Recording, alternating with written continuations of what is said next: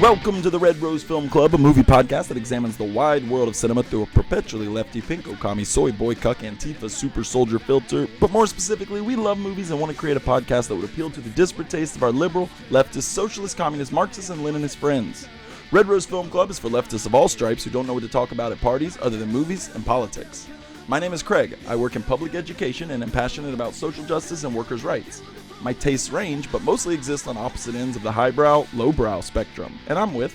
Hey, I'm Hal. In 2024, I'm switching it up and taking it back to the basics. I'm a socialist trying to grapple with our world by reflecting on it through art, theory, and the will of the people.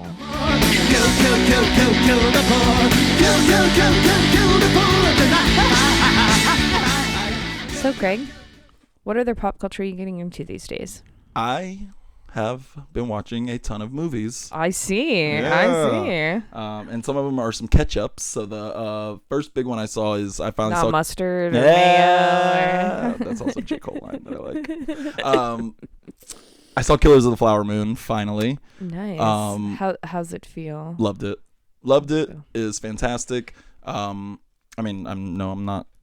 covering old territory, but I think Lily Gladstone is amazing in it. I think just all the unspoken shit, especially at the beginning with her, of like realizing what fucking trouble she's in by like, do you know what I mean? Like those early scenes where she's like, this guy's charming, but I can see straight through this shit, and like there's just that like knowing when she talks with DiCaprio that there's just that like unspoken like fuck. I think there's something so powerful in her performance, obviously, in terms of situating it in Indigenous experience, but there is something so fascinating in it to me, reflected in the ways of just like women's relationships to men that they know will hurt them, and being bound in it. And again, obviously that takes on totally new dimensions because of the power differential between him being white and her being Osage. But she is able to communicate this knowingness of like entering in to the maelstrom. And there's just such a hint of sadness of the like, you can tell she knows what's happening, but there's also like a tinge of hope of like maybe he's not like the others or whatever. Right. And I do think there is like some genuine love and affection. For sure. On both sides too, which is really interesting. That's why it's like such a great, like it is ultimately an abusive, a classic DV relationship being portrayed. And I think that the exotification of Indigenous stories makes it so that that's not really how the movie is like advertised or necessarily conceives of itself. But I see that as a really strong thread in it. Also, motherfucking Martin Scorsese, this is like the best four-run film that I could think of any director 70 plus years old. Yeah, I don't have deep enough knowledge of some of the European masters, like Bergman. I don't know, like what was he? Because he lived to be pretty old and still producing, right? So, or by producing, I meant making movies, not like I think producing. He did Porky's when he was over 70. Can you imagine? God, I can't laugh very intensely right now because it involves like my the widening of my cheeks, and listener, I have a bunch of stitches in a part of my mouth. So damn you, Craig. And when I go back to my oral surgeon, you are gonna listen to me try to tell jokes, so there won't be that much laughter. You know, they say gut busting. They're not usually talking about gum busting. I also saw Society of the Snow. Oh wait, real quick on Killers. I want to ask you, what do you think about the end? The end? What specifically? Like it ending with the radio show. Oh, I love that. Okay. Yeah, cool, I love that.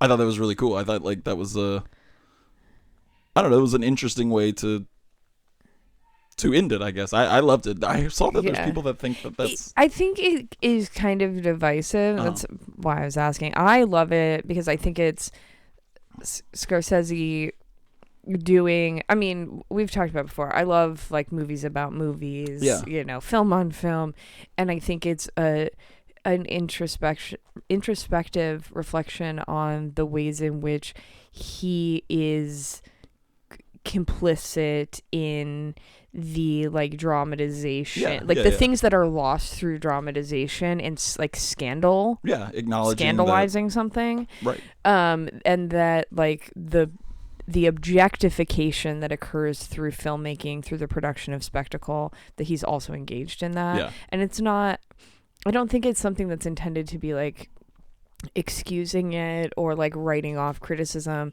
but I do think it is like meaningful engagement and creative engagement, and I don't know, I loved it. Yeah And I like Jack White, so it was fun to see Jack White it was wild in a Scorsese movie.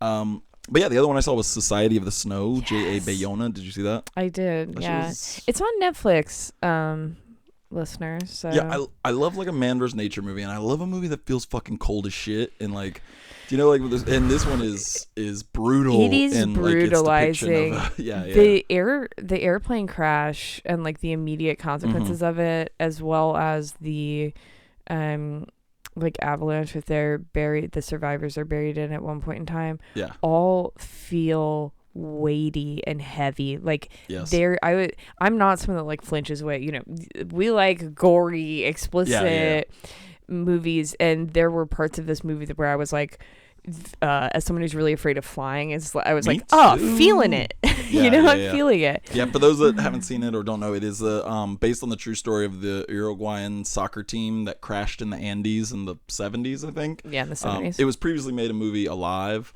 but they resorted to cannibalism, and the scene where like those scenes where they're deciding are so fucked up because it's just like another one where it's like not rendered sensational. You know, no, despite the choice is you never see them. Well, you see them eating, but you never see like it never is graphic, and it's like depiction. And they debate it, and it is something that's labored over. Like it's really felt. The decision when it ultimately happens is really heavily felt. Yeah, and it takes a while because not everybody decides at once, and there's like the holdouts that like, and just the like the pain and the anguish of the people that were like holding out because they don't want to resort to that, and then have to. Right, and it's an ongoing ethical debate too, because eventually later in the film we see people as they're dying say things to their remaining friends like, it's okay for you to eat me. Right, and like that, just the layers of like ethical debate that are captured, and that the emotions are put on the forefront, and yet it doesn't sacrifice the kind of interesting decisions that are being made, you know. And I had no fucking clue that they were stranded that long. Like right. I was familiar with the story, and I was like, what you know, I was like, they're gonna get them now, right? What is it, like 2.5 months or some shit? Yeah, like they're out there forever. It's crazy that anybody survived that. And it's very well made. I was really impressed. But yeah, Netflix has it, and it was just nommed for best foreign film. Oh yeah, I have not paid hardly any attention to the Oscars. You know what? I used to be somebody that watched the Oscars so religiously, and in the last few years, I have let that part of me go, and it feels lovely in ways that I can't quite describe yet. But there's such a weird pressure every year that I felt in like caring about the Oscars and like trying to watch them all and all that shit, and like. So I think that it, like for me, I do still enjoy the Oscars. I think, you know, I do feel some conflict, obviously, as like a socialist, around issues of like who composes the Academy. It's obviously like not equitable, but I think the thing that continues to wrap me in is like the gamification of it, that if you love film, there's not a lot of like national attention. Like there's, you know, it's our Super Bowl. I heard someone refer to it as a gay Super Bowl. It is a gay Super Bowl. Usually most of the year people I work with, my friends, whatever, like, okay, can you like shut the fuck up, please? Yeah. And then, you know what? the week before the Oscars, they want to talk to me about Right. movies. You And the day after, that crawling. Monday, right, it's great water cooler conversation.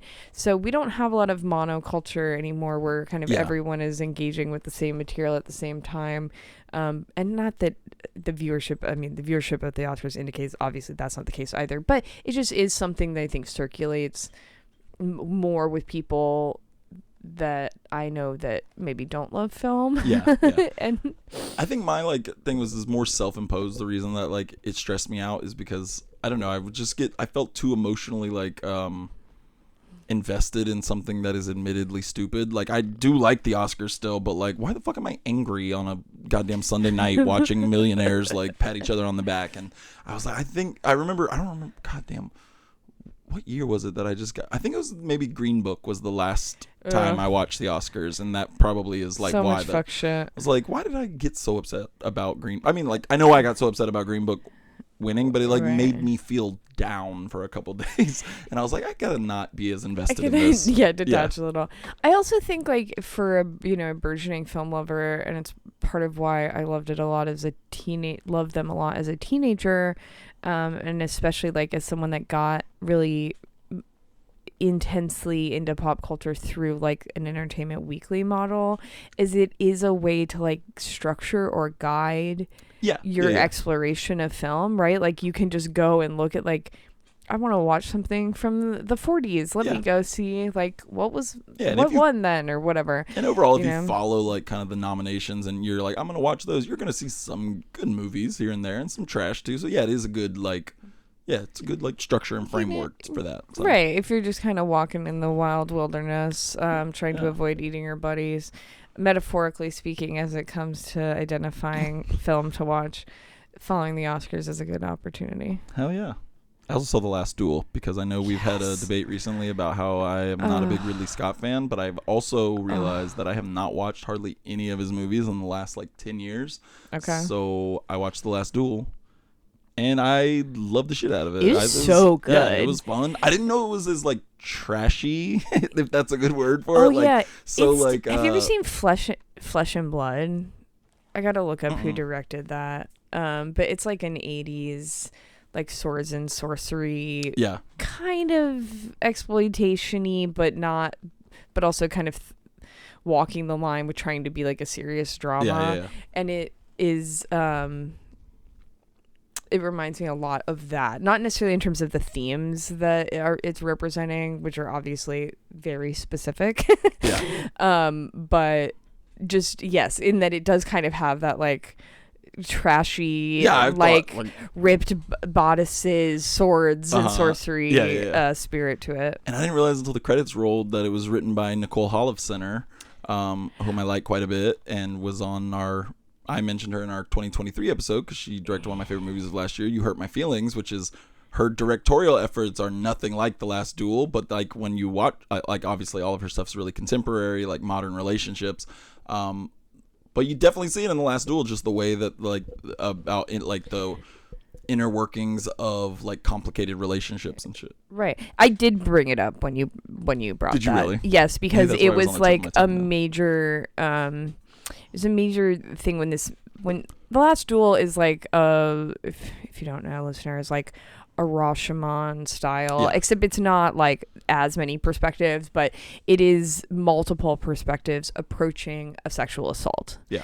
And when it came out, I think there was largely a wave of either people who didn't see it or critics who are not interested in engaging film that has complex themes in the first place, who are really mad about it and are saying that Ridley is anti-feminist and blah blah blah. And the thing that it just I don't agree with that at all, just based textually. Yeah. But even if you expand beyond textually and you are obsessed with this standpoint epistemology view that only people who should talk about a thing are people who've been directly experienced by it, she was one of the writers, and it's just totally ignoring her role in the film. Right. So And also, it was just kind of absurd. I don't know, it doesn't that argument doesn't make sense to me. First off, it doesn't matter which version of events in the film you take, she was sexually assaulted either way. Right. I feel like it's people telling on themselves. Yeah. In terms of like expecting, like their internal definition of consent and what they will allow other people in terms of bodily autonomy. If you haven't seen it, like the two takes, I guess, on the sexual assault are, one is from the Adam Driver perspective, where like who's the assailant, and she's telling him no, but his perspective is that she actually does want it a little bit, right? And then when it's her perspective, it is just a hard no. But either way, like it is sexual assault one way or the other, and I think that is a powerful like statement in and of itself, that we're arguing over whether she was actually raped when we know it doesn't matter which side we believe, she was. Right. I think that part of why, to me, the movie is so powerful is because it is, when it is adopting Adam Driver's character's perspective, it is adopting the perspective of a rapist. Right. Like it is demonstrating the way in which a rapist internalizes or would justify, right? Also, just a real side note, I'm so mad at myself for not remembering this. Flesh and Blood, Paul Verhoeven.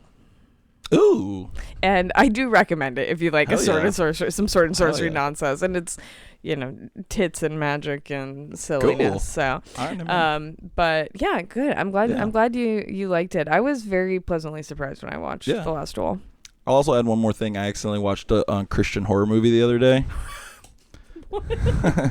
It was late at night. I was looking for like something like trashy horror movie that was short, and I saw a 90-minute movie that keeps popping up on like Amazon Prime called Nefarious. Okay, what? And I watched, and it looked like a chamber thing of like a psychologist there's a serial killer that's going to be put on death row, who claims he's possessed by a demon, and a psychologist has to say like whether or not he actually is sane.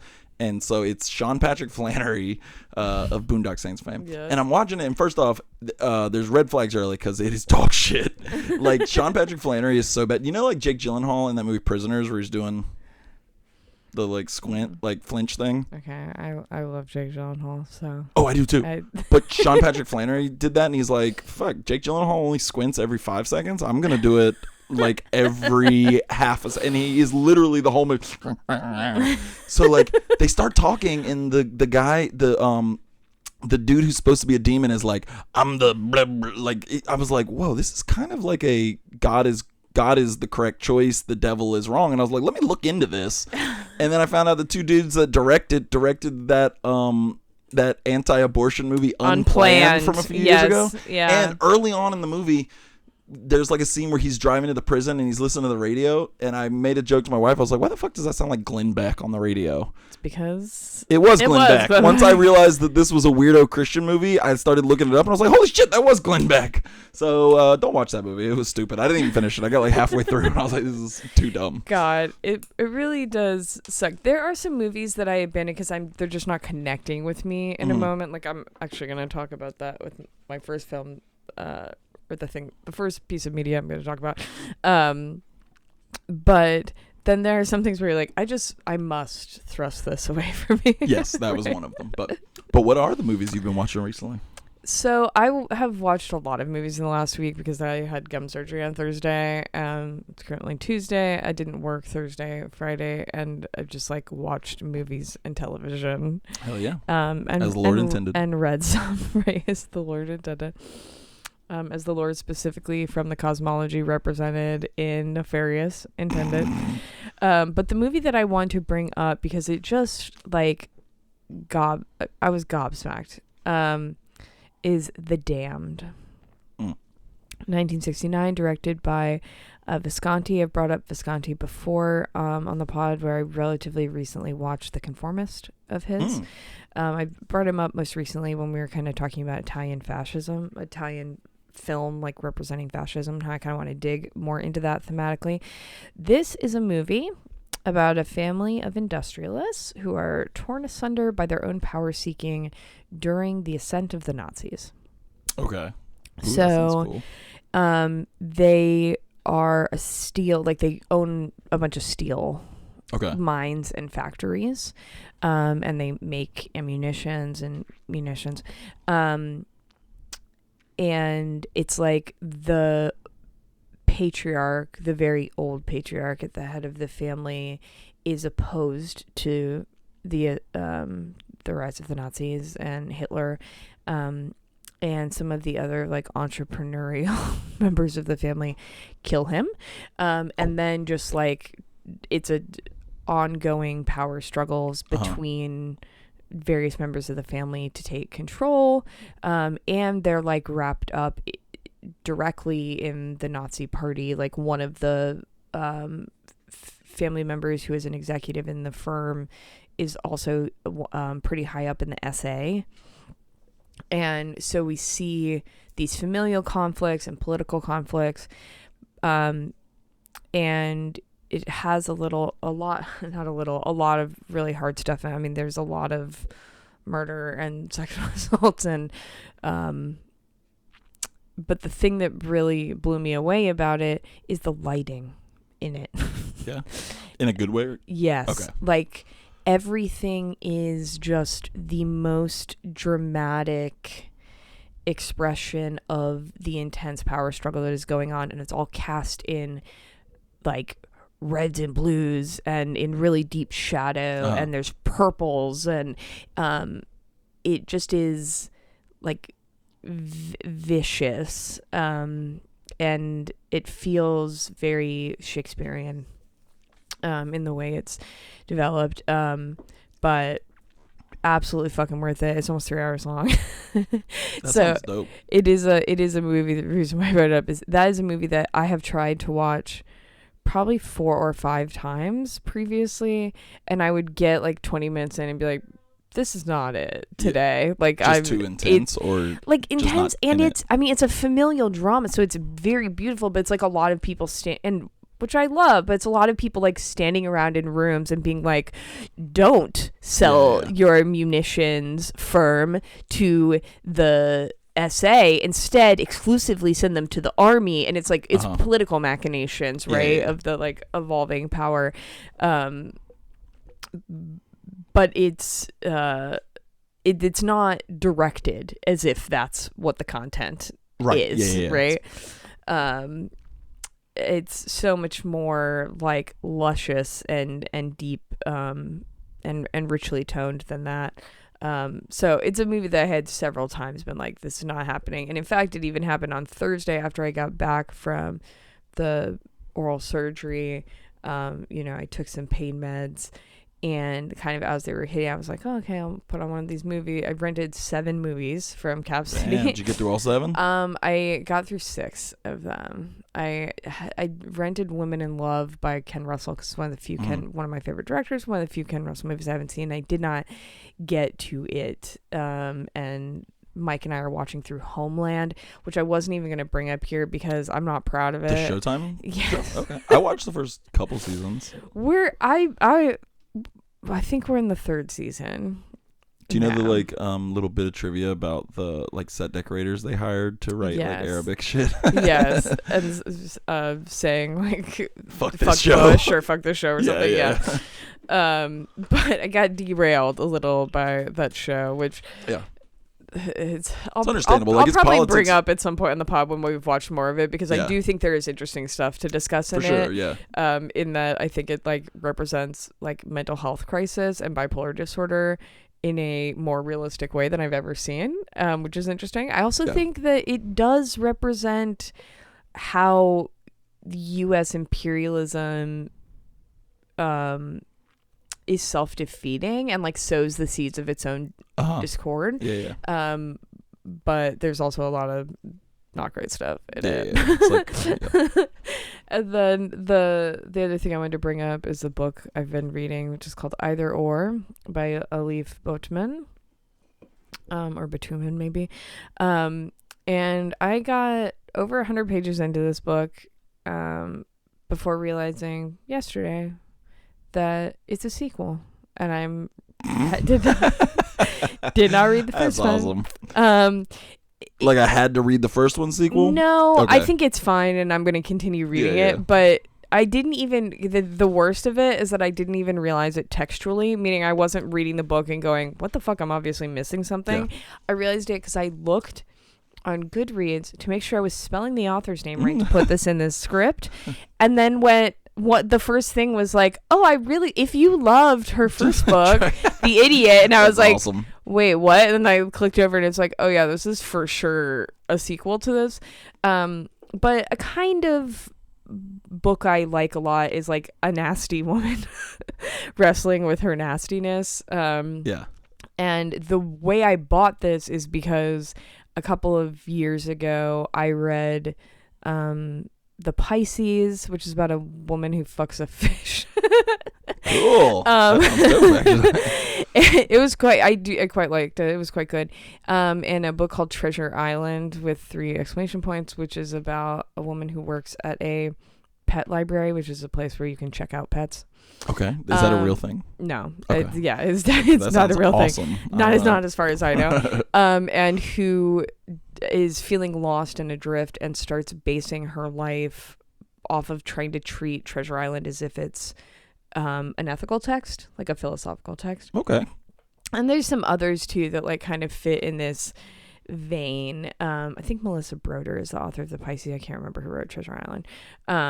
Exclamation point, exclamation point, exclamation point. Not the original Treasure Island. Or Muppet Treasure Island, the or best Muppet version. Treasure Island. I I love Muppet Treasure God, Island. I watched used to it play that so video much when I was- game as a What? kid. It's There's like a Muppet Treasure Island there's a video computer game? I should say a computer game.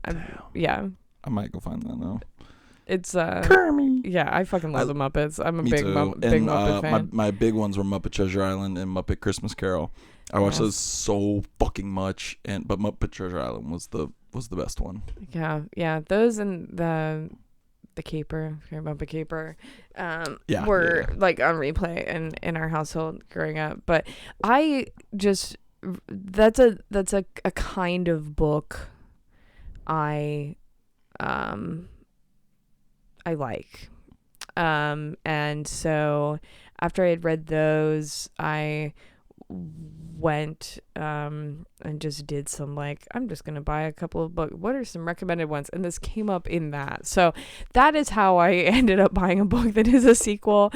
But it's called Either Or because the thing that this and the previous one is called The Idiot that I didn't read. And you might recognize, if you're particularly erudite listener, that The Idiot is the name of a book by Dostoevsky. Oh. And that Either Or is the name of a book by Kierkegaard. And I don't really know what happens in The Idiot since I haven't read it. But in this, it's about a girl attending Harvard and just like struggling to make sense of her life, kind of classic, like late teens, early 20s ennui, existential struggle. And she starts reading Either Or and kind of using it as a lens through which examining her life. And Either Or as a text is about the philosophically wrestling with, is it better to live an ethical life or is it better to live an aesthetic life? Mm-hmm. And like a 19-year-old or 20-year-old, however old she is, in college is like a funny and kind of wry lens for engaging that idea. So it feels to me like a little self-indulgence for a self of mine that no longer exists. You know, I'm about to be 33. But I do kind of like these books about women that are a little gross, a little nasty, a little unkempt, a little unmanaged in their emotions. And this is kind of the most recent expression of that. Jury's out on whether or not I'll go read the original. I think you should not. I think it should always exist as just let it be. only having. Yeah, let it be. All right, well, let's talk about current events. Would you like?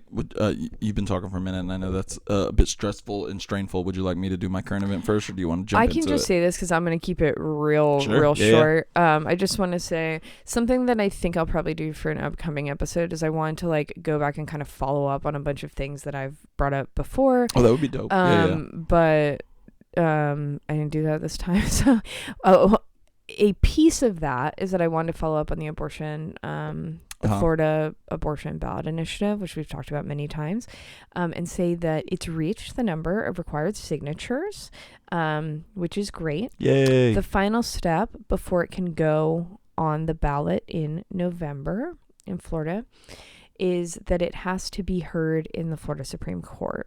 And it's slated to do so on Wednesday, February 7th, which is next Wednesday. Yeah. So now we just kind of have to hope that these Federalist Society affiliated assholes who are appointed by DeSantis feel even a modicum of obligation to democracy. I don't even want to say be optimistic because I have no faith in them, but I do have faith in them being frightened. Right, yeah, by possible what backlash. Yeah. So that's what I'm going to cling to now. Yeah, So we're not being optimistic, but hopeful. Yeah. A step down. Yeah. Hopeful in like a different direction. Not about them, but like about the generalized situation, right? So how about you, Craig? Well, I'm a bit of a hip hop head, and I like to follow our newest MCs as they rise through the game. And this newest MC is one Ben Shapiro, who just had a #1 iTunes song. Yes, Ben Shapiro is on a rap track. Are you familiar at all with the rapper Tom McDonald?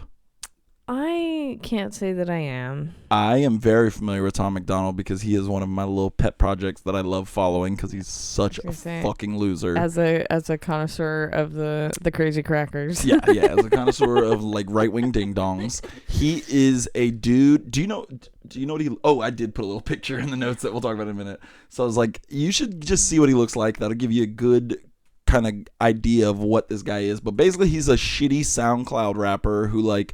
many right-wing grifters before him failed at what he wanted to do and realized there is money and fame to be had in the right-wing grift. So he pivoted that way. So this is a guy, this Tom McDonald, who's put out a lot of songs, some of which are titles like Fake Woke, Straight White Male, where he complains about how straight white males have it so bad. So like you can kind of see like he's just like his songs are just like Daily Wire talking points put to like really shitty trap beats. And I will say, listener, he looks in terms of like his overall aesthetic like a white SoundCloud rapper, covered in shitty tattoos, he's got like face tattoos, he's got braids, really bad braids. He looks like I think about this every time, and this is not going to be a reference for anybody, but he looks like if the guitarist from Limp Bizkit, Wes Borland, became a rapper. If that helps anyone at all. I think that is a reference because that lands to me. But I think that every single time I see him. But it's just like he looks like he would be performing a free show at a white supremacist bar. Yeah. Oh, has done. Yeah, He is, and he's an interesting one because there is a whole like ecosystem of MAGA rappers. Like Forgiato Blow is like probably the biggest one. I hate that. Oh my god, Forgiato Blow is awesome. I do not care. He's terrible. Forgiato Blow is the heir of the man who created Auto Trader magazine, which was like a big ass magazine where you could sell your cars and shit. Are you looking up Forgiato Blow? Because he has the most sculpted weird beard you'll ever see in your life. No, I am looking. The reason why I made the face Hal that you is saw me looking make very puzzled. is because you know how when you Google image search someone at the top, it will give you some prompts of like, do you also want to add on this word? Yeah. One of them was wrestler. For Forgiato Blow? No, for Tom McDonald. Oh, because he was a wrestler. Like he started his career like a really shitty on like an independent wrestling circuit. Also, he complains about how like America is all this. He's fucking Canadian, so add him to the pile of Steven Crowder. You can't be out here calling PWA shitty, okay? That's like a preeminent, like that's a I meant like he was shitty in it. Oh like, yeah, he never had, I have no doubt. Yeah. But he was like in some relatively prominent Canadian promotions, which is wild. Yeah, and I don't think very long either. But yeah, he is just a really shitty like rapper. But anyways, so Ben Shapiro is in a music video where he's wearing a hoodie that says Facts on it, because that's the name of the song. It's the Facts in the Dare font, and underneath it says Facts, don't care about your feelings. Great, Ben. I just want to read this one line, lines from Ben, because I think it really points out how he can't do this at all. He says, my money like Lizzo, my pockets are fat. So right there, I just want to say that's not even a fucking good metaphor, because do I actually need to explain it? But like, it's a mixed metaphor immediately. My money like Lizzo, my pockets are fat. He can't even do his shitty fat phobia right. Also, I love that conservatives are mad at Lizzo. If you remember a few years ago, she played like a fancy flute, and that's why conservatives hate her. A very old flute. A very old flute. A very old flute. And then he said, homie, I'm epic. Don't be a wop.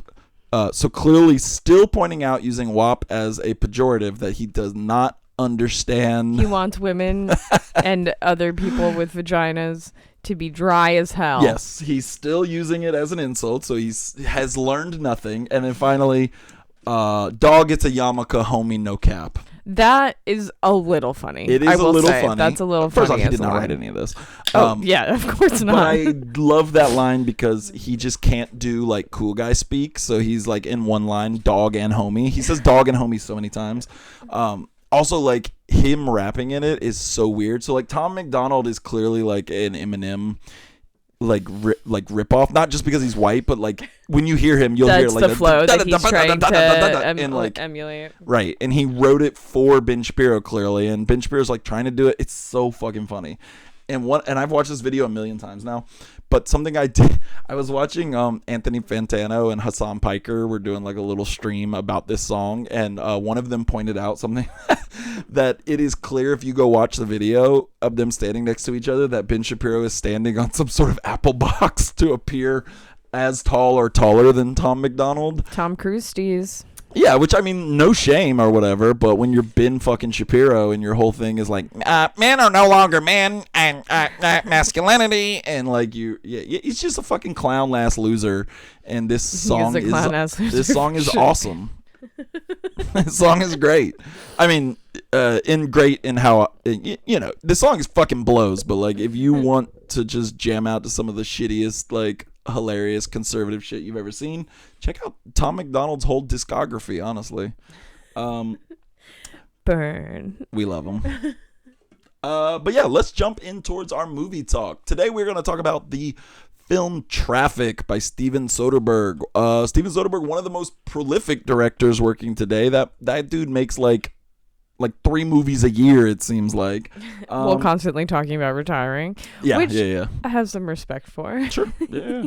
I don't believe it, but like, especially at the rate that he makes these fucking movies. I appreciate, I've definitely brought this up on the pod before. I want artists who are artists. Mm-hmm. Like, I don't want artists who are corporatized machines. Like, I want them to be neurotic, erotic, a little insane, and so there's just something kind of fits. Silly and fun to me about being like, I'm so prolific, also I'm constantly going to retire. This is my last movie, except for the other 7 movies that I already have in post-production and that I made on cell phones. We're gonna talk about his like need to I mean, which I respect, his need to like constantly like test out the latest. He cares about being a director, like that man. It's not incidental. We'll talk about it. I don't love a lot of the stylistic choices in Traffic, but I do respect that he is constantly like trying to find new ways to like create a style. But before we get to Traffic, let's talk about some of our fave Soderberghs and go down our top 3. You want to kick us off with one that was also up there for my top 3, and then I saw you were going to talk about it, and I was like, I'm going to put another one in, but I also like this one, so take her away. Yeah, I mean, James Spader. Damn. What else can I say? Sex, Lies, and Videotape. Is there a movie that's more emblematic? And I'm sorry I've said this word like 7 times already on this podcast, but today alone. But is there a movie more emblematic of Gen X ennui and like the aborted premise of the sexual revolution than this movie? There isn't. I mean, there's a reason it's what rose him to prominence. It was a huge splash at Cannes. I always want to throw the long I call A it on Cannes. it. Ooh, innovative. It can won him. Okay, he got nommed for all manner of awards, right? And I think it is a great reflection on, like, sometimes there are movies that can only be made at a very specific point in time, or art in general, because of like the stage of technological advancement right in that fucking moment. Yeah. And this movie is precisely of its place and precisely of its time. And again, fucking James Spader's in it. And when James Spader is in his hot mode, which was much longer, I think, than people are Black Hat credit for. Ooh, that Black Hat show. He is insanely hot. This is just like untouchable period of time for him. I mean, if we're less than Andy McDowell also. Oh yeah. Oh, everybody in the movie is hot. Yeah. I just like I don't tend to like blonde men very much, but James Spader, like mid 80s to mid 90s is like, Yeah, so the hottest little shit that ever existed. He's a fucking asshole. I actually know nothing about whether James the Spader is an asshole, but he often embodies characters, right, who are something unsavory about them. Yeah. But yeah, and I mean, aside from, again, the good performances in it, just that the absolute specificity of speaking to the video age, right, and the impact of the ability to record on our interpersonal lives, and the ability for film to be used to try and pursue truth. Like, now it's not trying to pursue some like grand, deep, like fundamentally human truth, but it is about, right, the characters are trying to use recording each other to tap into their true feelings about each other, as if that's will expose or could expose. And in the movie, it does expose like these latent feelings that they've been hiding from each other. Yeah, so I just think it's like, obviously I'm not like fucking reinventing I don't need to reinvent the wheel here. It's like very special and people recognize it's special. Yeah, hell yeah. How about you? What's your third?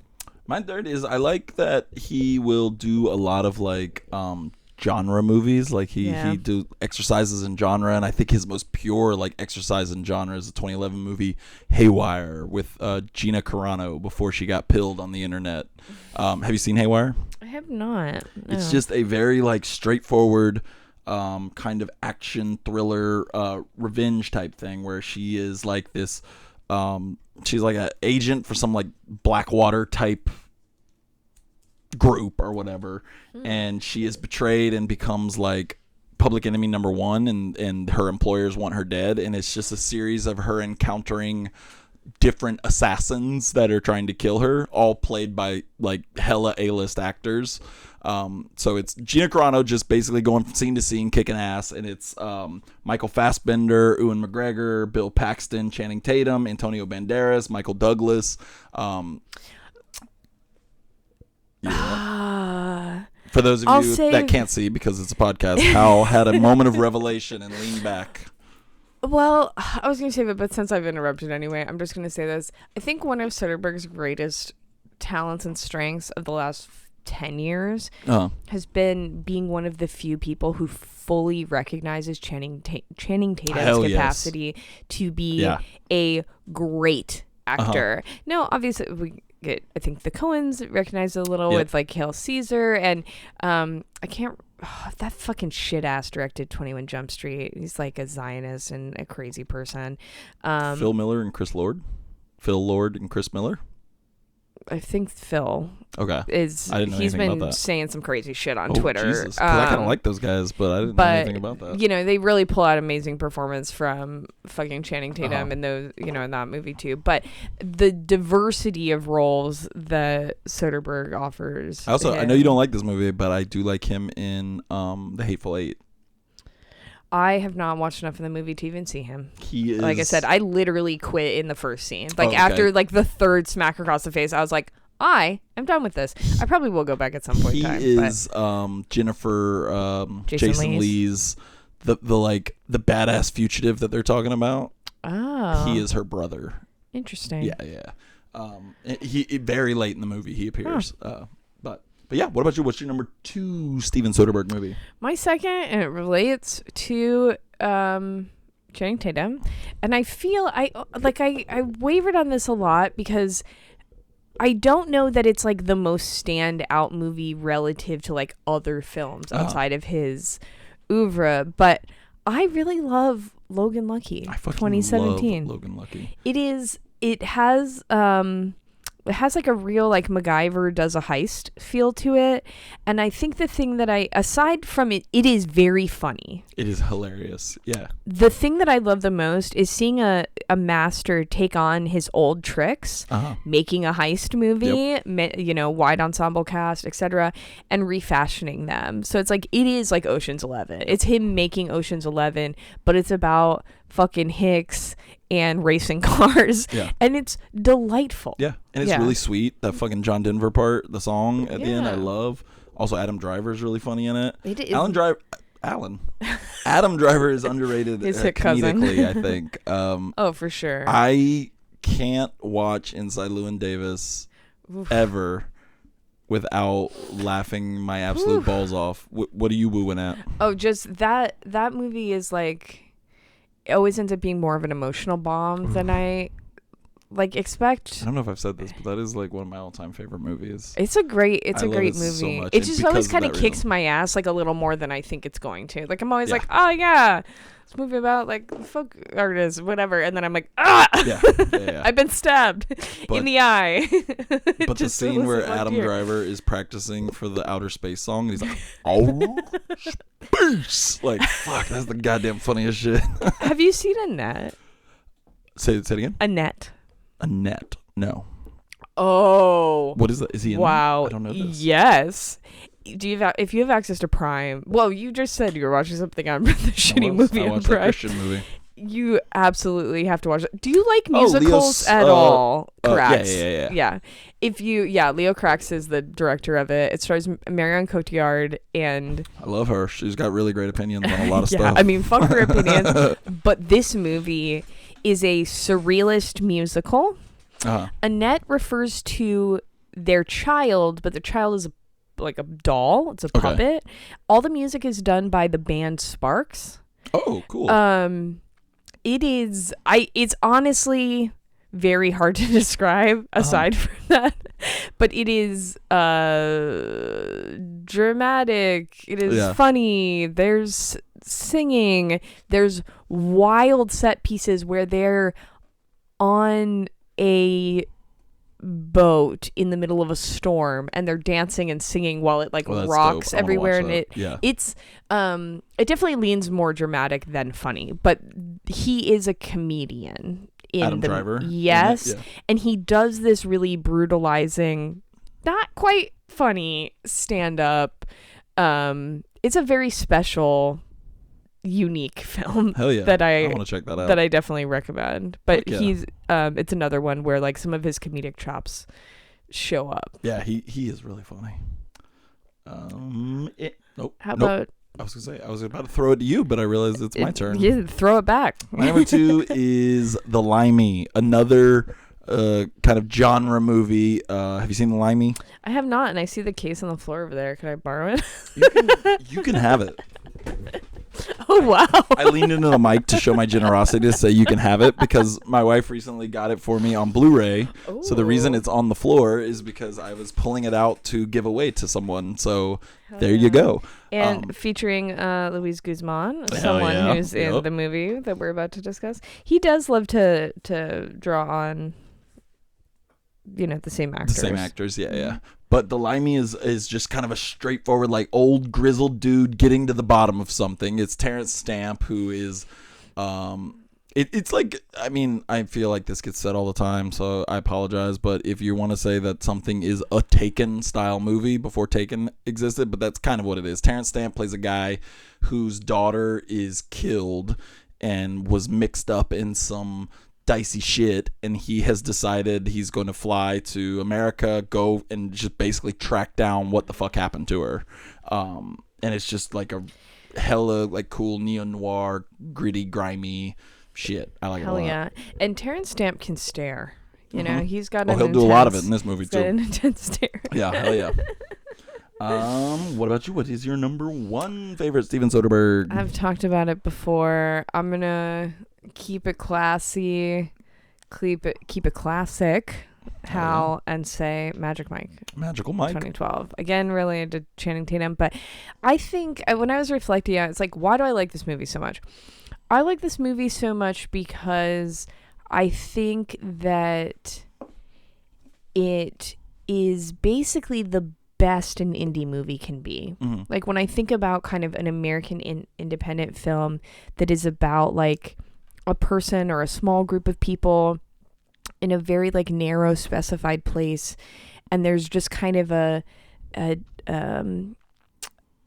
classic narrative, like multiple act structure. You know what I mean? Like that's just like that's a kind of American independent movie that's just it's narrowly focused, and it just tells like one person or a small group of people's story really clearly.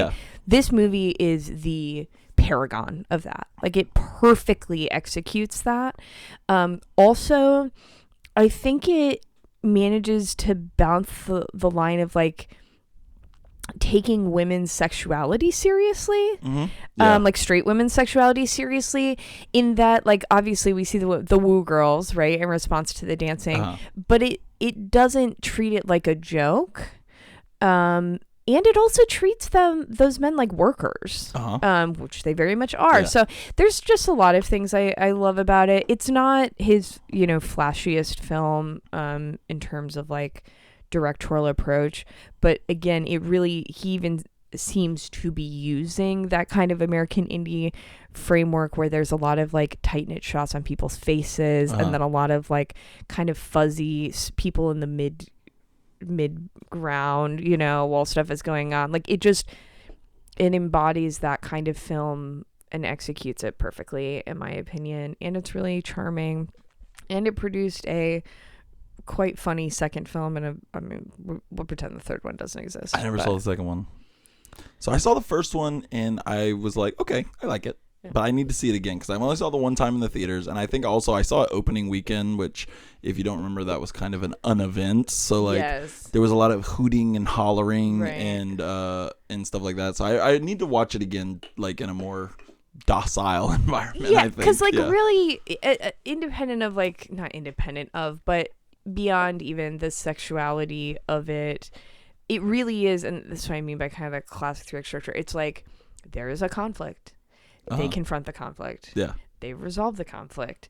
And what that narrative contains is ultimately a story about a man like struggling for like economic security. Yeah. Like it is like a very kind of tender, like worker forward movie. Yeah. But obviously that's not what's being captured when the woo girls are out in full force, which I respect the woo girls. I mean, it's definitely like trying to and appeal not a knock to the movie itself. It's just that's not the most ideal way to engage with something with like a theater full of people just like horny off their ass and screaming and like woo. Well, I think it depends on what your interest in the movie is, right? And if if you are not, in fact, like if that is not your sexual frame that it's appealing to, I do think there's a lot there in terms of just a really solid movie about a guy fighting for dignity and trying to find his way in the world, that has this like really fun package. Also, Matthew McConaughey. He's really good in that. He's so good in it. That was mid-McConaissance. Yes. What? I think so. Right. It sounded right. It flowed to me. I think that's, again, one of those things where like Soderbergh is really good at kind of pulling an interesting performance out of people. Yeah. And it's not in line with other kinds of movies he was making at the time. That's what,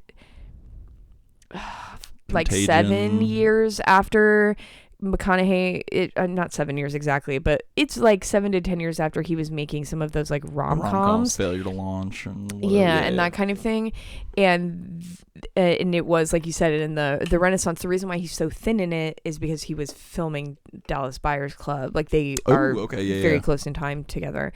They're clustered, and it feels like something that it's kind of surprising that he would agree to do. Yeah. And he kills it. Yeah, I could go on about this movie forever, but I won't. I'll just say folks should watch it if they haven't. Oh yeah. What's your number one? My number one is one of the first that I saw, so it's a bit of a sentimental fave as well. And another one that I realized, like, all three of mine are kind of like neo-noir genre flicks, and this one is Out of Sight with George Clooney and Jennifer Lopez, the kind of like crime caper between the two. Have you seen it? I have not. Oh, it's dope. I love it. It's great. It's awesome. It's cool. It also features something I love in movies, which are funny deaths, like comedic deaths. And I think I've brought this up before. You have, yeah. But White Boy Bob in it has one of the funniest accidental comedic deaths. Am I able to talk about it? Do you care? No, you talked about it in detail. I already know what you're going to say. Okay. What I'm currently looking up is what episode we previously talked about it. Oh, okay. But yeah, it has a lot of cool shit. It has White Boy Bob, R.I.P., accidentally shooting himself in the head when he's running up some stairs, which is really funny. But Out of Sight is really cool and fun as shit. We had another puzzled Hal look.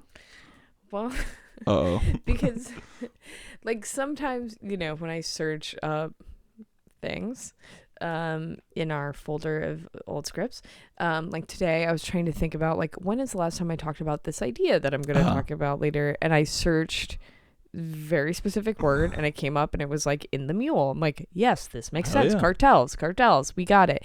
And then it was like the first script that came up was the Battle of Algiers, and I was like, that literally cannot be it. And it didn't show up. So this remains an unanswered question that no one cares about. But I want to say you brought it up one time when we were doing our top threes as like a kill. Ooh, that sounds like it might work. But I can't recall that it was. But yeah, so that's our top three Steven Soderbergh. So let's move into our movie. We're going to talk about the 2000 film Traffic by Steven Soderbergh. Steven Soderbergh's Traffic is a mosaic plot line showing the minutiae and machinations of the American war on drugs, specifically with regards to the drug cartel in Mexico. So before we dive into that, and what we liked, what we didn't, let's break down the various plot lines, because this is one of those movies where there are threads throughout that sometimes intersect, sometimes don't. The movie is framed around a kind of cartel war between the Tijuana cartel, led by the infamous Obregon brothers, and the Juarez cartel that has pretty strong connections with the Mexican military.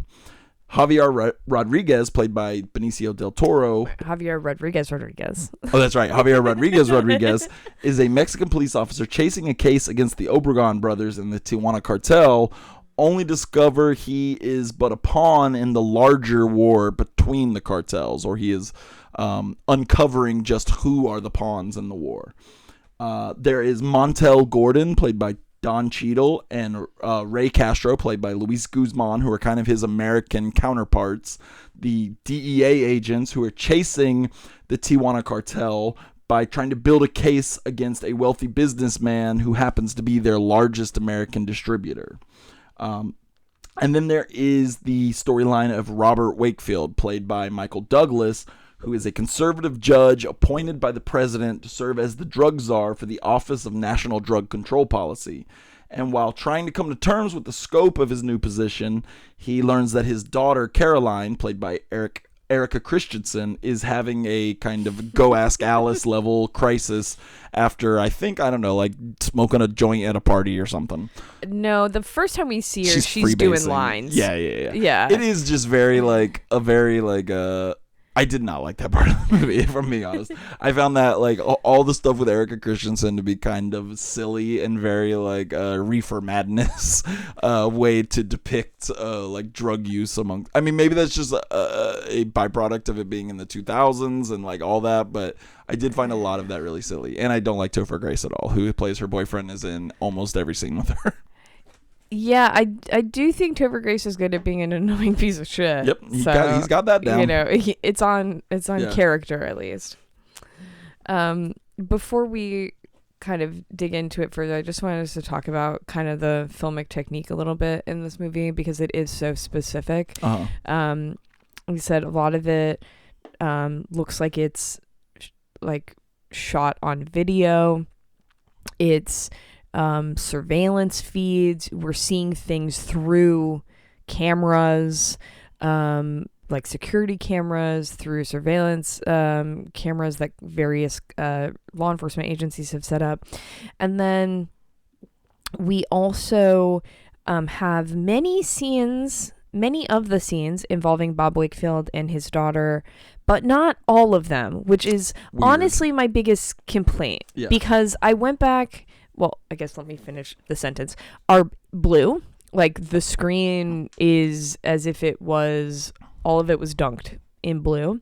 And I don't have a problem with that in terms of, I mean, it's a little heavy-handed, but yeah. I think that it works because it feels, in addition to the surveillance feed, it feels as if it's like distorted due to being filmed on film. It's tungsten, on tape. I looked it up. It's filmed on tungsten film, which like film dorks will tell you, like, that captures the more natural colors, but it does create a lot of like heavy blue overtones, like distortion. Yeah. And so I like that. I was fine with it. What is confusing to me, and it makes me wonder, like, did you run out of the film, is that I started writing down from the beginning, because I've seen this movie before. In fact, I've brought up on the pod previously, I saw this movie for the first time in the last year and did not like it. It was my opinion of it slightly improved on second viewing, in some ways. But since I knew the blue was there and I was watching it for the pod, I was like, I'm going to start writing down every time this is the case. And it exclusively occurs in scenes with Bob or his family. There are scenes where it is blue, where it's not them together. But not every scene with Bob and his family is shot in this way.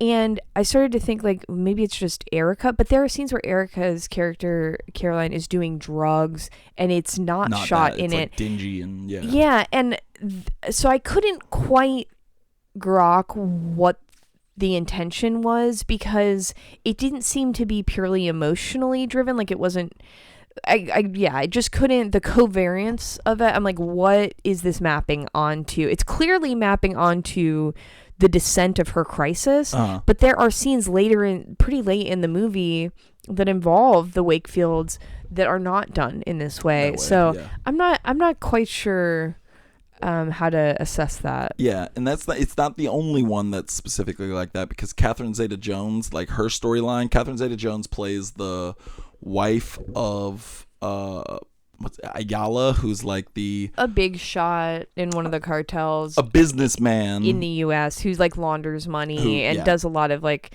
the like his focus is distribution in the United States, but also it seems like money laundering is a big part of his role as well. Yeah, and he gets arrested, and she becomes like kind of, I guess, the face of his distribution. Like, she's trying to like keep him from going to prison and also kind of keep his connections alive and all that. And all of her shit, or all of the scenes like with her around, are shot in kind of like overexposed, really, really bright lights. That are honestly, like, a few times it would cut from one to the other, and it God damn it, like, you had to like kind of like take you back to adjust. And then not everything, but most of the shit in Mexico is like a burned out, like they left the film out in the fucking sun, and there's like a lot of noise on it, like it is like fuzzy almost. And like, again, all of that, I don't want to watch movies that look like that all the time. Sure. But I think for a movie about the drug war that is specifically about these intersecting networks that extend across like the micro, meso, and macro levels of like individual people, organizations, and then like the government, it makes sense to me. Surveillance is so much a consistent theme. Everyone is surveilling each other or trying to evade surveillance. So I think thematically, like, I see why this approach is undertaken beyond like his kind of obsession with exploring modalities. But it is not always the most pleasant. Right. I think for me, I found it mostly distracting. And and just jarring, honestly. Like, there were literal scenes where it would go from the like heavy like blue monochrome to literally like rubbing your eyes to like adjust to the overexposure and the brightness and the like burned out feeling of it. Which, like, there's some shit in it that like it is slightly interesting, but it does, to me, it smacks of like Steven Soderbergh just throwing everything at the wall and seeing what kind of sticks, as far as like experimenting with the film and the like all that shit. Which is like, sometimes that works, but I don't know. Just for me, it just didn't connect. I don't think at all with the way that I think he probably wanted it to. Yeah, that's all I had to say about that. I was gonna call it a filter, and then I looked it up, and I was like, tungsten. Yeah, it's not a filter. It's definitely him shooting on film. Yeah. Yeah. The others are filters, though. The Benicio del Toro ones, I believe there is a filter on it. I'm gonna look it up again, but because I was trying to figure out exactly what, because he does that shit all the time. Like, I know, right? Shay is like one of the first movies ever to be shot with those digital red cameras, because he was kind of at the forefront of that. He did, what was the movie that he did on a cell phone that you Unsane, yeah. So he is like, and I love that. Like, even though I never saw Unsane, and it's fine. Yeah. I don't feel. I might have seen Unsane. Yeah, I don't feel super strongly about it. There's an idea that I've heard, and it's kind of like expressed in I'm synthesizing across multiple places where I would like cite a person, but this idea of like sometimes the person on the cutting edge, or the product that comes out of the initial experimentation, is not going to be the most meaningful in terms of like content, like, and I don't mean content like social media fucking bullshit content. I mean like literally like the textual, the text of it, the meaning of it, the emotions that it evokes, right? Like, when you're on that experimental wave, what emerges from it is sometimes it's important that you knocked down the first domino, right, and that other people can take the next step. And I think you just voiced perfectly why I feel kind of shitty, like, saying I don't like it, is because I do appreciate Steven Soderbergh and guys like Steven Soderbergh who are like, let's fucking see what we can do with this medium, even if it doesn't necessarily work for me personally. Like, I don't necessarily like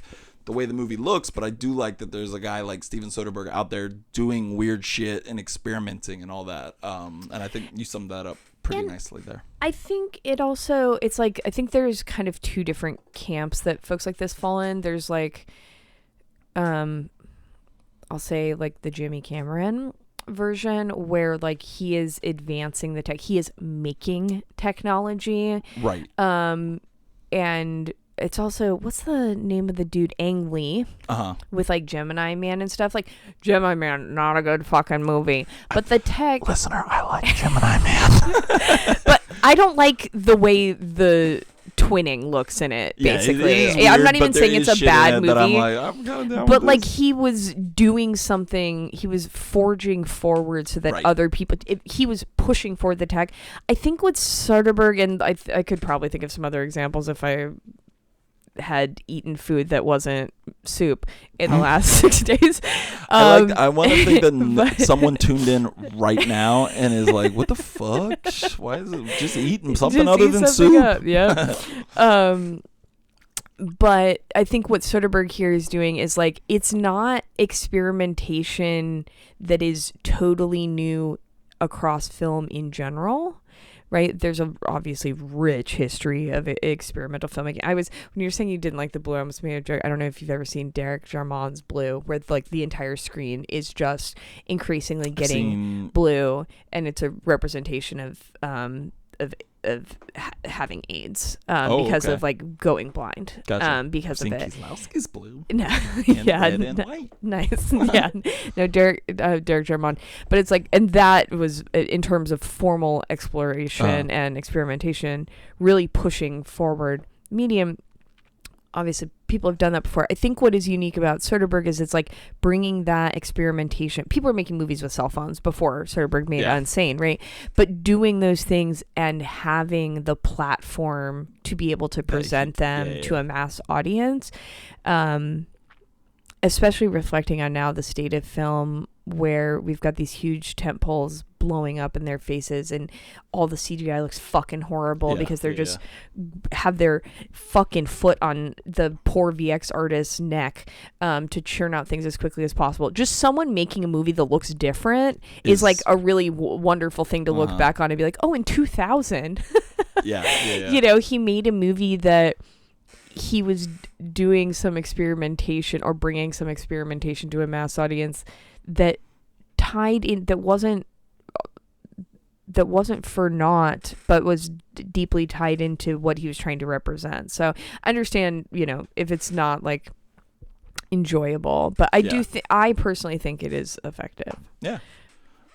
Okay, and also before we jump into some of the like more thematic stuff and what the movie is saying about the war on drugs, I do want to talk about one other stylistic choice, which is the idea of the large ensemble mosaic storyline in general. Are you a fan of those style movies?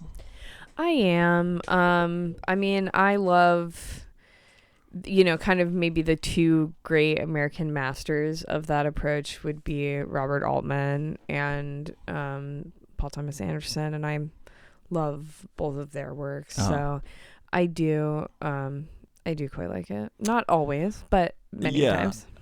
I've been thinking about this a lot because I genuinely say like I don't like those storylines, but then I do think about stuff like Boogie Nights and Magnolia, which I love, which Paul Thomas Anderson obviously, and I guess I don't know, it's just so often, maybe it's them that I don't like them, but that so often they're not done well that it feels unfulfilling.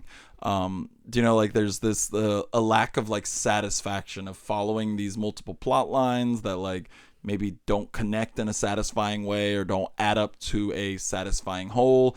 And honestly, for me, Traffic was kind of one of those where like I liked some of them, but it just didn't add up to, I just wasn't invested in all the storylines equally. And that kind of leads to a unsatisfying.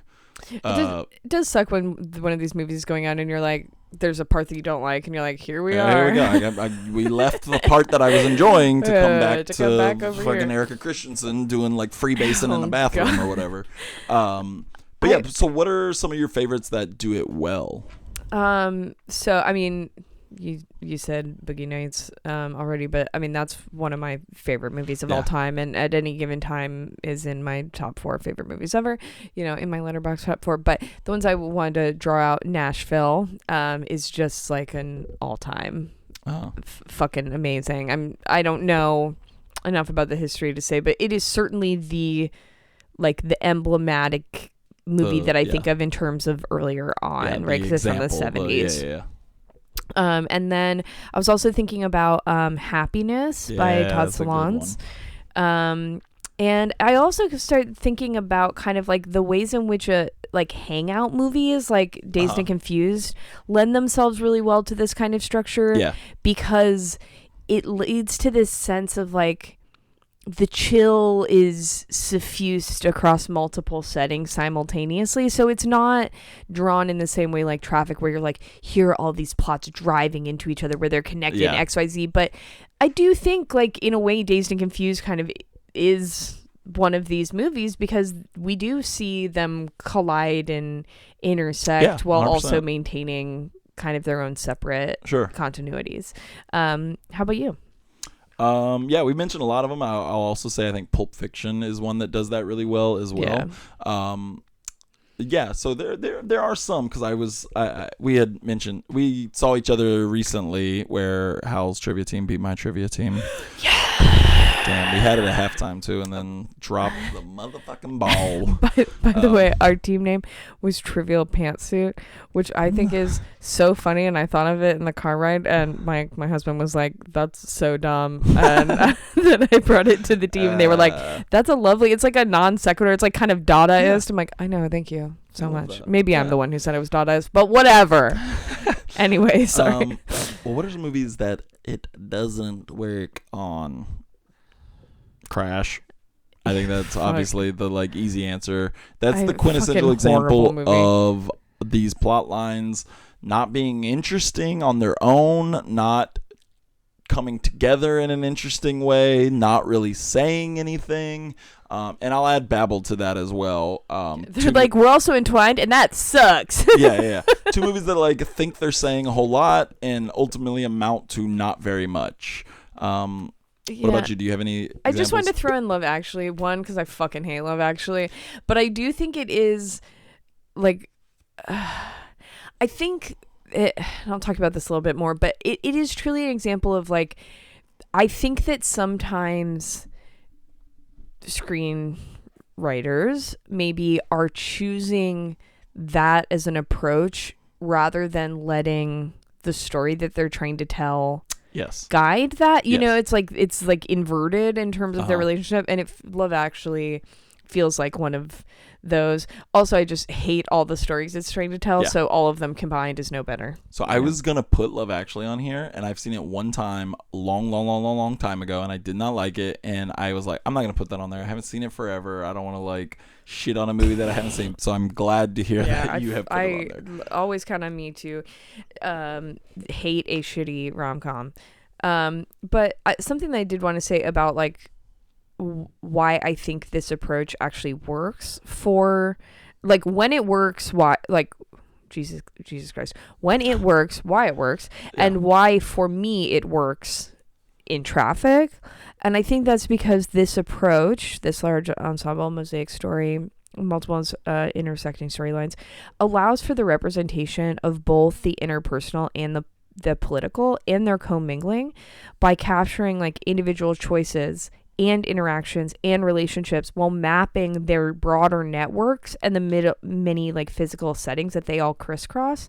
So I think it is hard to capture macro ideas without doing a lot of preaching and just people tell it, you know, just having exposition where dialogue and people standing around saying shit in long form, and that's not like metaphorical or poetic or like you know, that's just super explicit. And I do think taking this approach allows that to happen more while still hitting the notes of emotionality, because you can show individual people, but then you're situating them in something larger. And I do think that is a way that Traffic is effective. Now, I think that a way in which like Soderbergh's liberalism really asserts itself is the fact that this grander vision of those crisscrossing networks and the ways that they're intertwined really is sacrificed for a pretty limited in scale vision purely focused on the interpersonal costs. Like at the end of the day, the message that he's nailing home, especially by focusing so much on Bob Wakefield and Caroline, his daughter, is that interpersonal one. And they even say like the war on drugs is never going to work, but they're not saying it as like a political stance about the failures of policy. They're saying it like we should be totally wrapped up in nearly exclusively wrapped up in like our family members who are suffering, which is not that is the problem that I have. Shitty vision, you know, but it's a really limited vision. Yes, it is it's just a kind of a selfish way to look at it to me, I guess, is that like it only hits home when it affects you personally, I guess. So looking at those like plot lines, which ones are your favorites, I guess? Which ones do you think work the best?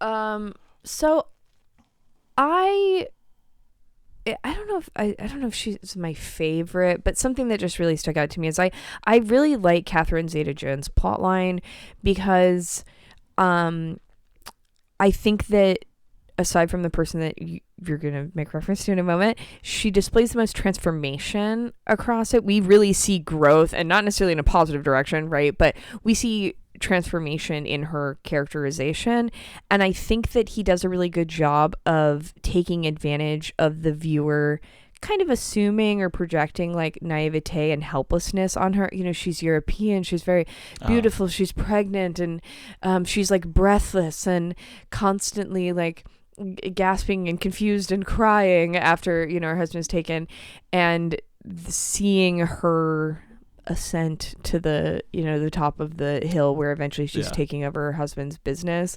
I think that's very effective, and it feels like it's going somewhere, and it also doesn't feel like there's very clear motivations propelling her transformation.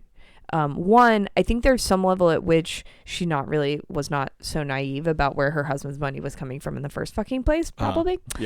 Given that she knows his business associates and all of these people. Yeah. But also and the scene where they tell them that where it's coming from, it seems like she's just waiting to hear that. She goes, like, but also we see, like, I think it just fulfills a lot of his vision. We see power operating. We see the ways in which it's a transnational and cross-border problem. And again, we just, from a narrative paying off perspective, I think she's one of the most well drawn characters. How about you? Yeah, and mine, and I guess you probably agree based on the comment you just made about him, is the Benicio del Toro character, who I think, like, I guess kind of a broader, like, a reason that it just doesn't connect with me is, I guess at the end of the film, the, like, general message is fairly pedestrian, and that, like, the war on drugs is unwinnable, which, like, no shit, I guess, is kind of how, like, I do like the scene where Michael Douglas finally, like, kind of, like, cracks, but I also just felt like, no shit, or whatever. But the only character to me that it really feels like the person who discovers he's drowning when it's way too late is the Benicio del Toro character, who's the, like, Mexican police officer who's, like, realizing not only is he fighting an unwinnable war, but he's unknowingly fighting for a side in this unwinnable war. And he is, like, I mean, he's a great actor, obviously, but he is really good in this, and, like, just kind of playing those moments of, like, revelation and shock and disgust. I think his plot line works really well. I agree. I'm gonna save. I have more to say about the ending of his plotline later, but I want to save it because I'm gonna go on a little bit of a rant about structural adjustment policies, with that funding of those baseball lights. But yeah, his performance is great. It also, me rewatching this movie led to me sending multiple group chats. Like, the question, is Benicio del Toro hot? I didn't know there was a question. Which I love to send questions. The last one of that nature that I sent to a group chat that just, like, tore people up, it's very divisive. Who said no? Name them. I'm just kidding. Name it, Jim. Is I once asked this group of friends if Paul Giamatti is hot, and the answer that I got were upsetting and, again, divisive. I find him hot, but specifically in the movie Big Fat Liar with Frankie Muniz when he's blue. When he's covered in that tungsten film. But I think Benicio del Toro is very hot, but that is not uniformly. He's menacing, so I understand, like, if there's a.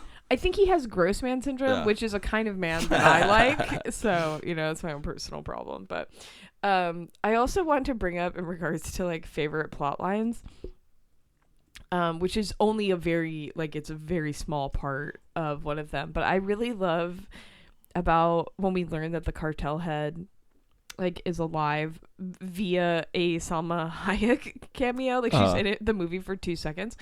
And while I was not looking for, it's not like I was searching, like, traffic example or whatever. I was looking through a document that's a UNESCO report on drug cartels, and I found this story that, like, that's based on, like, a real dude. So I found this story, like I said, from dipping back into Luis Astorga's UNESCO drug trafficking in Mexico report from 1999. I brought up this report before in The Mule. I'm going to talk about it a little bit more later. But in it, sociologist Astorga talks about that throughout the 1980s, cocaine trafficker Amado Carrillo, who was nicknamed the Lord of the Skies, was felled by accusations that he was being protected by the new chief of the National Institute to Combat Drugs, the INCD, which is the like the equivalent to what Bob Wakefield was in the U.S. when he said that there was no equivalent to him. We'll talk more about that later. But he basically, these accusations came out, and so it sent him moving between hiding locations across different continents. Then he came back to Mexico City, and in 1997 he had plastic surgery performed, and he died of the complications. So it's not like the full thing where he was like using them to hide, but he was in hiding, got plastic surgery, and died. And I was like, wow, that's crazy. Did he get plastic surgery because he was trying to like change his appearance? What the report says is that it was because he was trying to, like, a lot of it was lipo. Oh, okay. But I mean, he had been in hiding for like a decade. Yeah, so probably. Yeah. You know. But I was like, whoa, wild.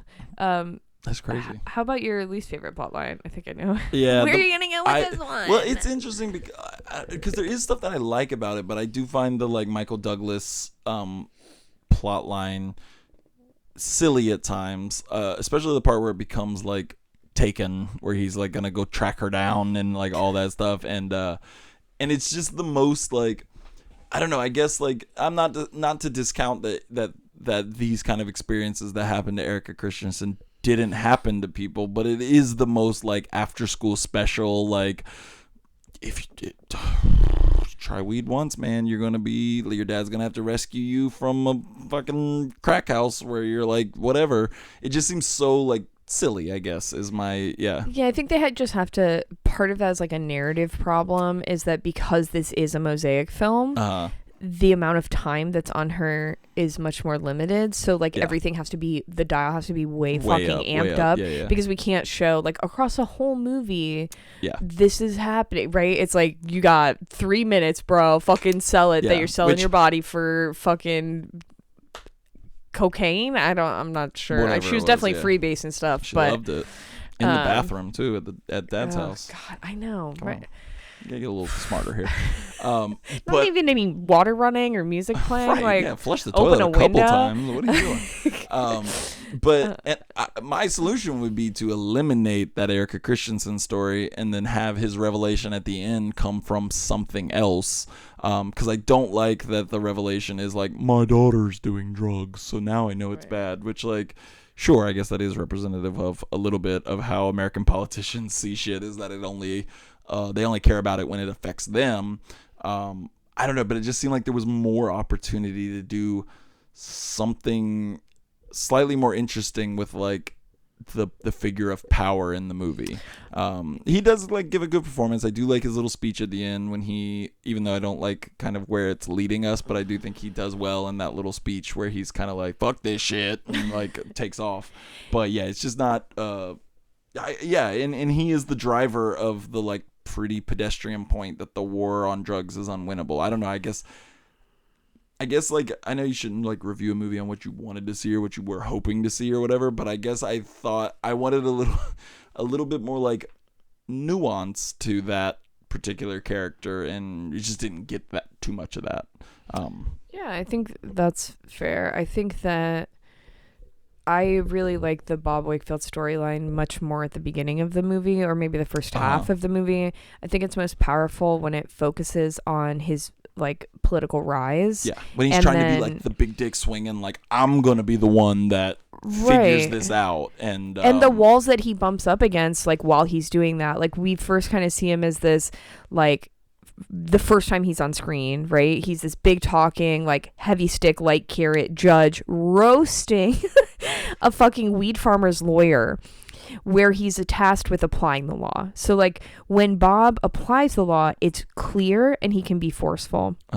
Once it becomes a matter of stepping into his power, weighing possibilities and adopting policy, he's totally lost amongst the lobbyists, the various competing interests, the data that's thrown at him, the various sites. He has no way to assimilate the information and synthesize an outcome because justice is transparently not a part of any of the involved equations, right? Like, everyone who's talking to him is just trying to sell their own interest, basically. Like, he goes to the parties and he's circulating and everyone's like, you got to push this treatment center, I'm really involved in that. You got to push this policy because I'm really involved in that.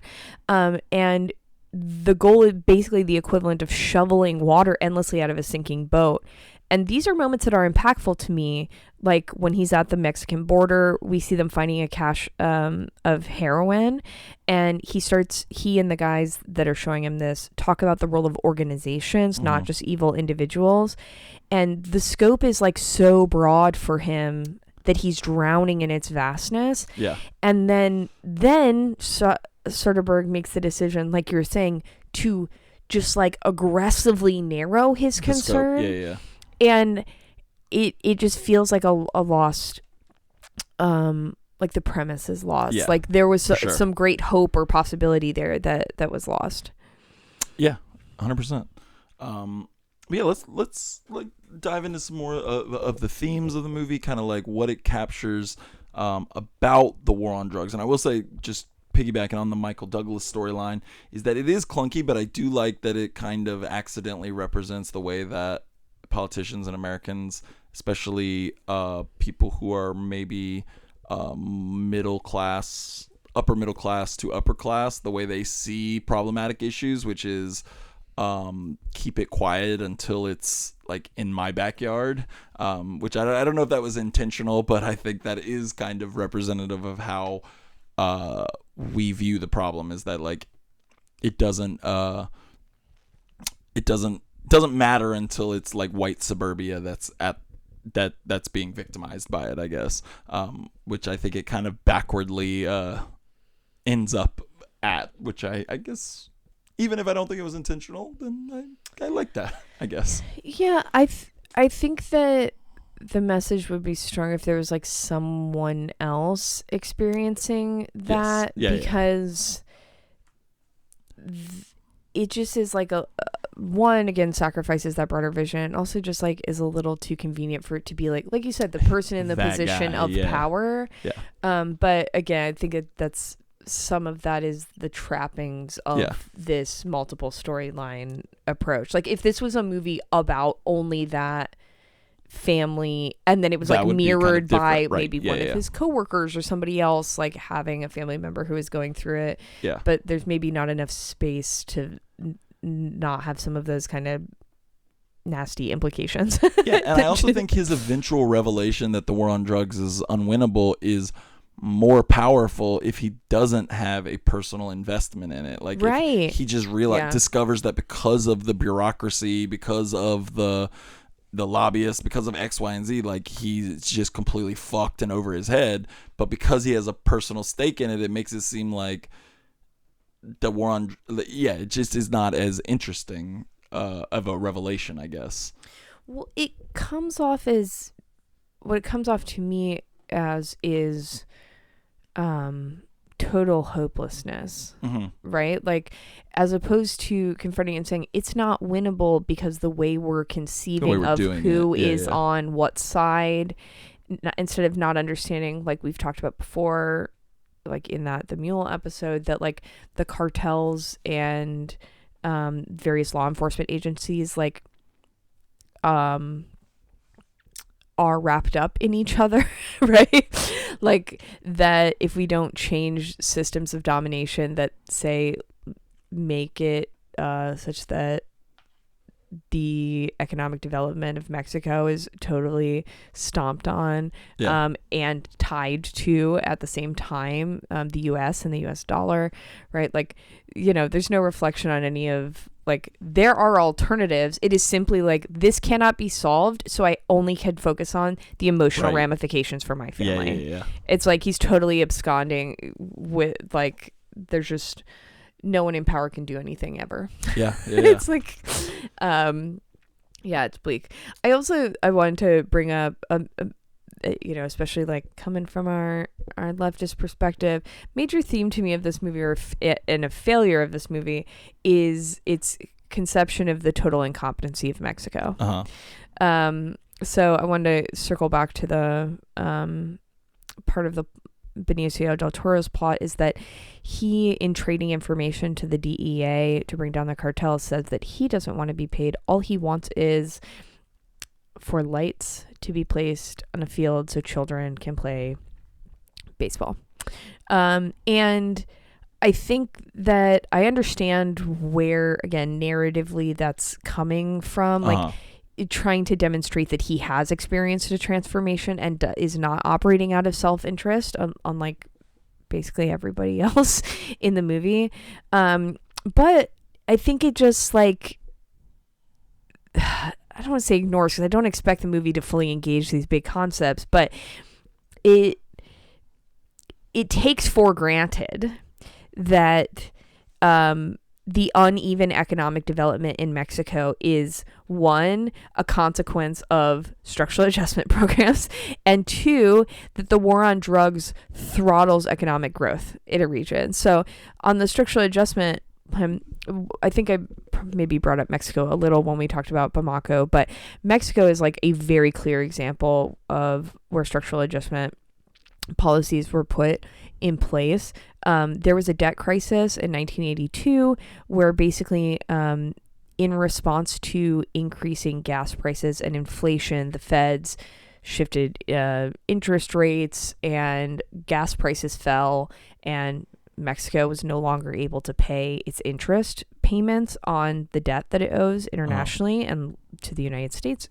And so the IMF, our old friends, those great guys, the International Monetary Fund, they swooped in and they imposed what they love to call market-oriented economic reforms, which we really know means austerity, privatization, cuts to the public sector, closing a state industry, and forcing Mexico to sell off its state industries to foreign investors. So no, Mexico, you can't owe that. Now all the rich people and like functionally elites and states outside of you get to now own these industries. Like their airline, for example, their airline industry had been owned publicly.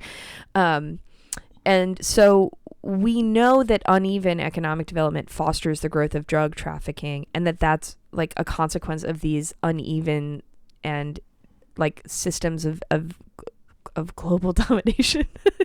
I sound so conspiratorial. George Soros. And then we also know, like I said, there's some really interesting research that came out at the end of last year in the Journal of International Economics, and we'll link that there, that found that violence that was associated with drug war law enforcement in Mexico suppressed export growth. So not only is global systems of power to blame for like the situation that leads to drug trafficking in the first place, and totally demolishes public good, which lighting on baseball fields, right, would be, but also that the law enforcement around drug trafficking in Mexico produces more violence that suppresses economic growth. So it's like these baseball field lights can only be funded through skullduggery. Well, like the whole reason that like kids don't have clean, safe parks to play in is because of, in large part, the United States. Yeah, and I think that's a good point too on why like maybe the movie doesn't quite accomplish its goals, because I think it's trying to be this broad picture of exactly like what the war on drugs is, like all angles of it, but it is leaving out a lot of like nuance and a lot of context and a lot of stuff like that as well, that isn't really represented in the movie.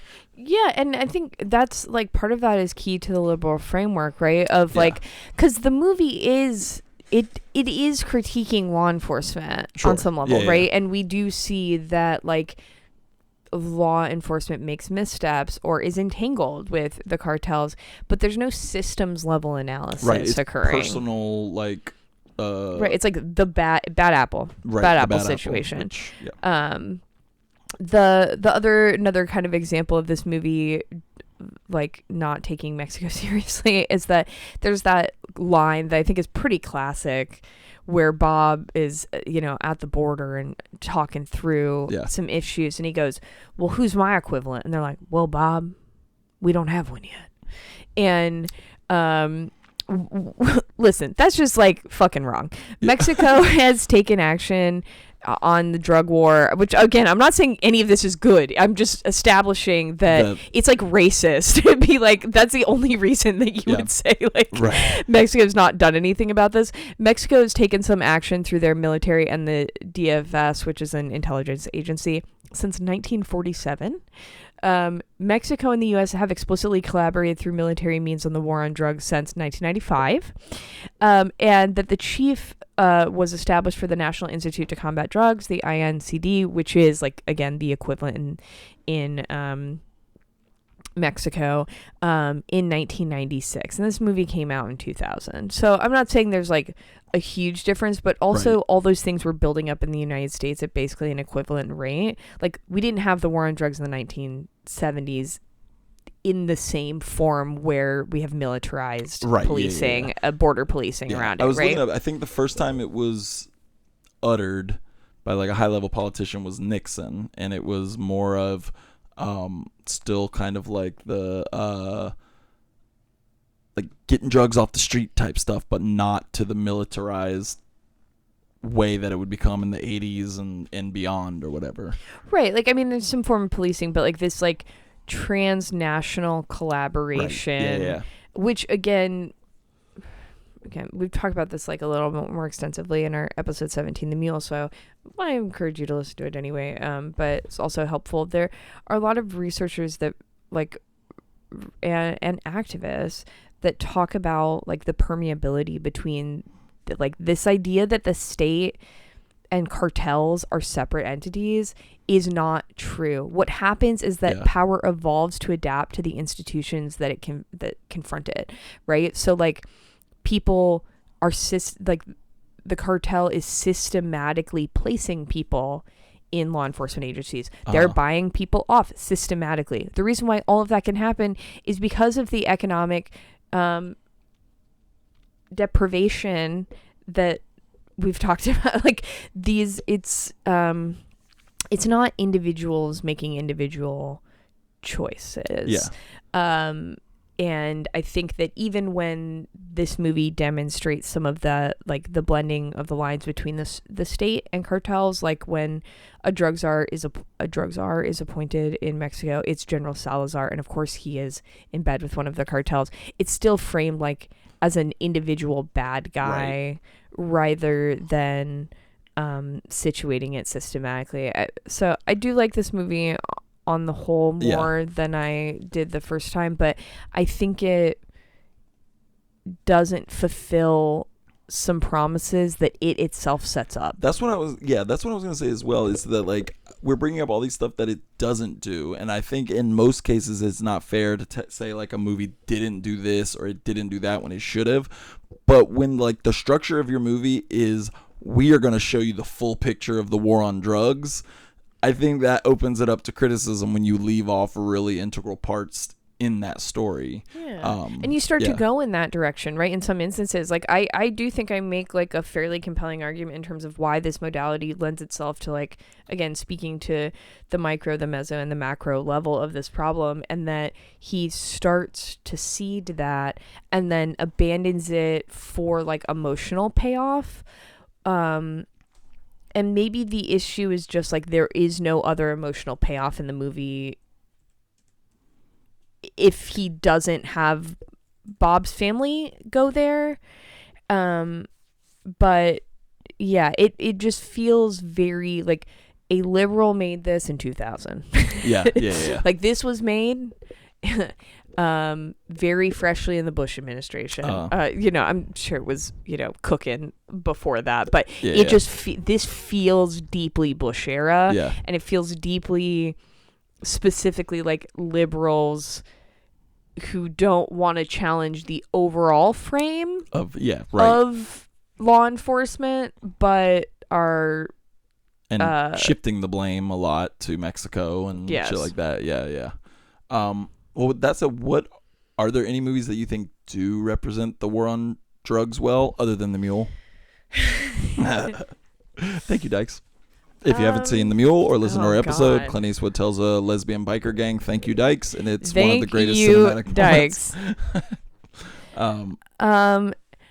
There's an obvious comparison, I think. Okay, in let a me movie hear it. Which, because it stars one of the same actors, Sicario. Oof. That, yeah. I think that one is. I like Sicario.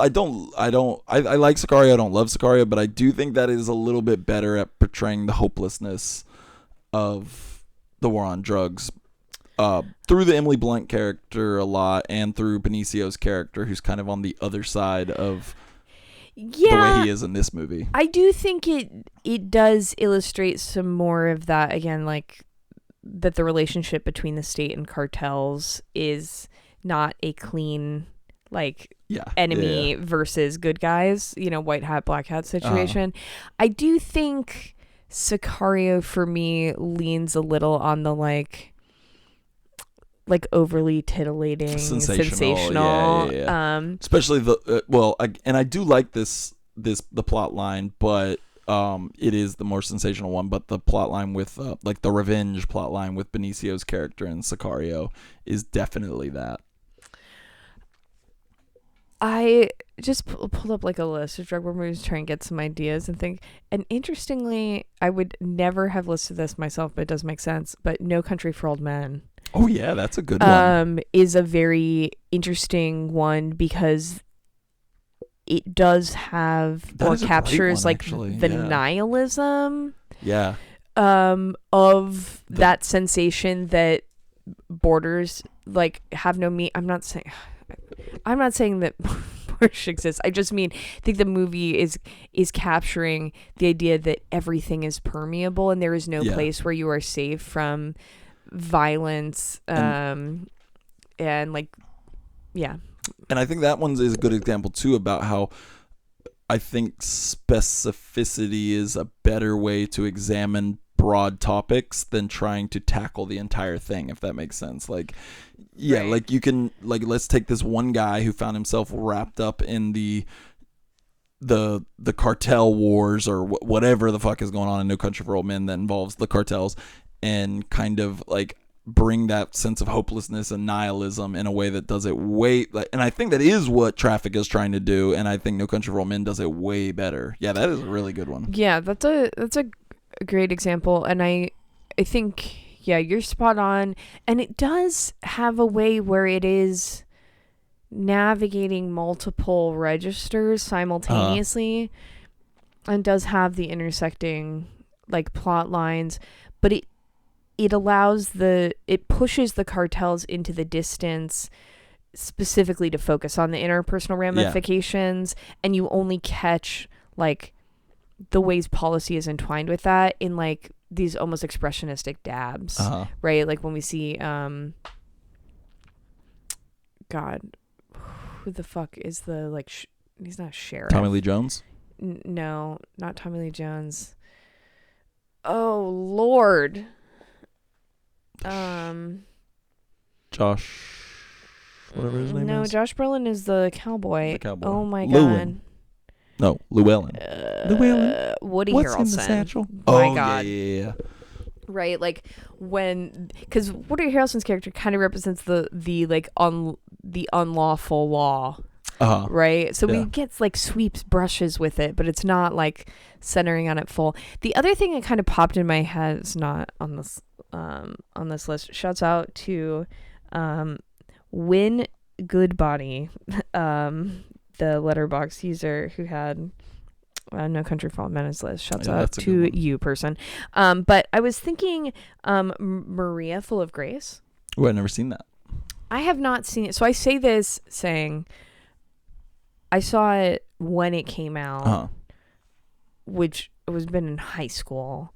And so I'm not feeling super solid on me asserting anything about its political we hear leanings. you. Hal loves this movie. It's one of Hal's favorites. It does focus on, again, the emotional impact to the individual. Yeah. Well, I think capturing that macro is just really hard if there's not some political mission guiding you to force yourself through the wall that is resolving how to do it. Do you know what I mean? Yeah, yeah. It's, and I'm not saying that writing a really stirring emotional picture is easy. I'm definitely not saying that, but it's easier to write the interpersonal than it is to communicate big broad themes, right? In a complex and direct way visually. So I feel like, but I recall that being a movie that was very moving. Yeah, hell yeah. And it's about a woman who is forced to traffic drugs. Hell yeah. When did that come out? It would have been in high school. Okay. 2000s. So sometime in the 2000s. Well, I guess when you were in high school, it would have been 2010s when I was in high school. No, I graduated in 2009. Hal, I'm doing a thing. Oh, okay. Hal, I'm doing a thing. I'm trying to pretend I'm way younger than I am. 2004. Okay, cool. Can I also a tangent about, not a tangent, but a thing on No Country for Old Men is I love that movie a lot, and I love the Coen brothers in general for their ability to just like create characters that have such short screen time but are so memorable. And the actor Gene Jones, do you know that guy? He's just an old ass character actor, but he's the don't put it in your pocket guy in No Country for Old Men, the coin toss guy, the old man at the gas station. Do you know what I'm talking about? When Anton Chigurh said, Yeah. "This is your lucky quarter. Don't put it in your pocket." I was pleasantly surprised to see he is in Killers of the Flower Moon. First off, I would have never guessed that guy is still fucking alive. And he's in Killers of the Flower Moon and in a really small part. And I got so excited when I saw that and I started screaming, "Don't put it in your pocket," when he popped him. But yeah, do we have any closing thoughts on Steven Soderbergh's Traffic? I do think that this movie is it captures a specific time and a specific place. It definitely does that. Yeah. I think, yeah. I think it's easy to see why in 2000 it was such a critical darling. Oh yeah, and I do think it again appeals to a liberal sentiment that is like wanting to critique the current state of things and believing that they could be better, but that being a little aimless and a little unfocused because there's no like specified thrust behind that seeking. Yeah. You know? Yeah. Also the performances in it are good. They are, yeah. Which, I mean, it's a great cast, but yeah, and sadly I could not find an Armand White review on this. So we will remain a mystery on what Armand thought of this one. Yeah, I'm sure you would have some choice words for Erica's character. Yeah, Caroline. He'd probably be like, point number 1, too many Mexicans. Point number 2. But yeah, so that is Steven Soderbergh's Traffic, and we will see you next week or 2 weeks, whatever, for How to Blow Up a Pipeline. Hell yeah. Let's get it. Bye-bye. Kill the boy.